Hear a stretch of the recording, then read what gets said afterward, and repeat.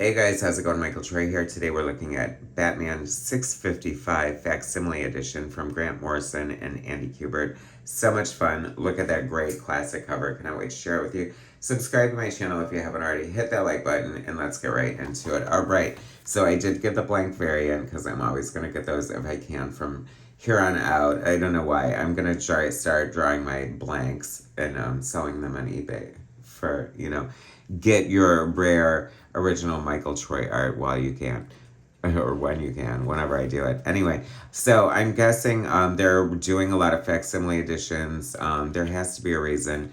This is the first appearance of Damian Wayne. It is so good. I love this so much. I love Grant Morrison. He's like one of my favorite writers. Although I'm not like a total disciple. Like I'm not a Grant Morrison file. Like, I can't tell you everything about everything he did. I think I sparsely read his run, and I do recall getting this when it came out. So cool, the Andy Kubert, the Kuberts were so big on the X-Men, and when they came to DC to do Batman with Grant Morrison, was it just Andy, or did Adam too? I think Adam did too. Who do you like better, Andy or Adam? They're cut from the same cloth, but they're so different, right? I like them both, I think, equally for many different reasons. They're so cool. Sons of legendary comic book artist Joe Kubert, who started in the industry at like 13 years old, lettering comics. They would move on to inking and start drawing, and like, as you can see from this cinematic like approach, Andy Kubert was always bringing these great crazy angles and his deft use of perspective to the X-Men, and he followed through here. This looks stunning. This is a great double page spread.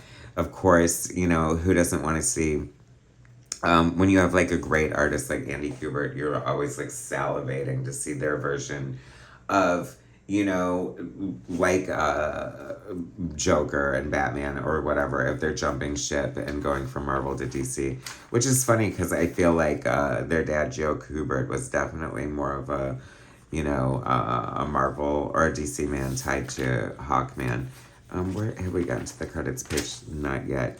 Batman using a gun, how controversial. It's so funny because after reading a bunch of like Silver Age facsimiles and just retroactively reading this now, it's like I totally see that it feels like this feels like Grant Morrison's love letter to like the Silver Age Batman, like almost like the Neil Adams kind of era, I would say. Just the whole story like sort of reminds me of a story I read recently. Batman and Son, Part 1, Building a Better Batmobile. I love Damian Wayne, so I'm so excited that this is like getting to read this introduction to the Bat universe. Grant Morrison writer, Andy Kubert artist, Dave Stewart colorist, Nick Neapolitano letterer.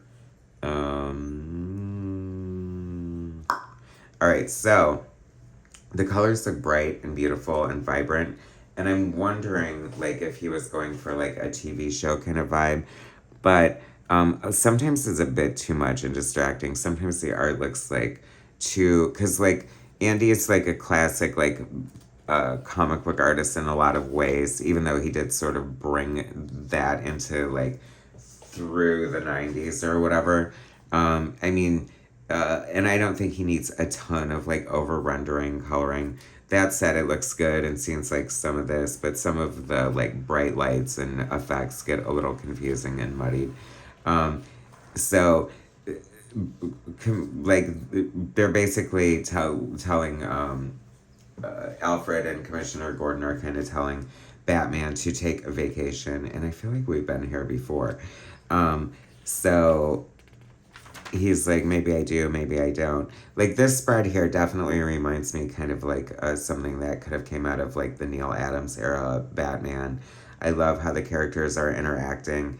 Alfred's gripe with Bruce right now, because he always has one, of course, is that the gravelly voice, and it's so funny to read this now too, because the voice has become such a thing, you know what I mean? He's like, you're even using the gravelly affected voice that you had to practice to do to be Batman when you're Bruce Wayne. Bruce Wayne has lost his edge. He's no longer like the playboy. He's not in the gossip column every night. Tim's like, this is Tim Drake as Batman here, or as Robin, forgive me. Alfred makes him a lunch or whatever. I'm sure it's like cucumber sandwiches with the crust cut off or something.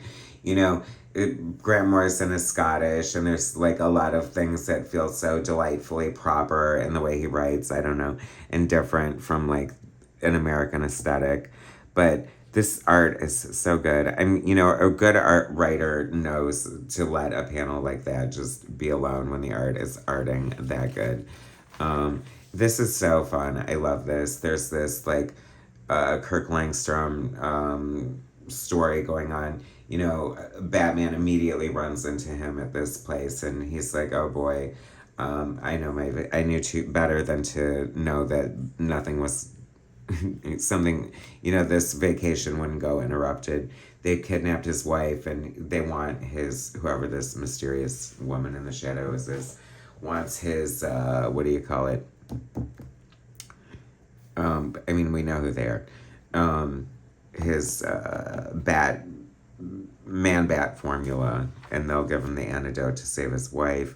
You know, it's very, like, that feels very Silver Age, too. You know what I mean? We poisoned you, and you have this 12 hours to get the antidote. I mean, I love that kind of a shtick and a gag, and I love that it's done in a more modern capacity, because it just shows how certain story tropes are kind of timeless. And I love Alfred, like, here, ever the parents, trying to teach him how to be more like Bruce Wayne is so funny. And the banter between them is always, you know, good, especially if it's written by Grant Morrison. What can I tell you? Then so he's like, I got the memo, and like, I'm here, I'm gonna hit on the chicks and ask them all for my phone number and be like really over the top with it. And then the mysterious woman and child behind the scenes have been watching him, and she's like, no, pick out your father. And he's like, him, there, that's him. And then she's like, obviously this is Talia and Damian. And it just gave me the chills, and I love it. And this is such a great classic issue, and it's making me thirsty for more. I hope they do this whole story, and, you know, bring on the facsimiles. DC calls them artifact editions, so, but they're kind of like generally called facsimiles. A direct replica of the floppy from when it came out, usually on better paper, a variant cover, and of course a higher price tag. Anyway, thanks for watching, guys. Subscribe to my channel if you haven't already. Hit that like button, and I'll bring you more soon.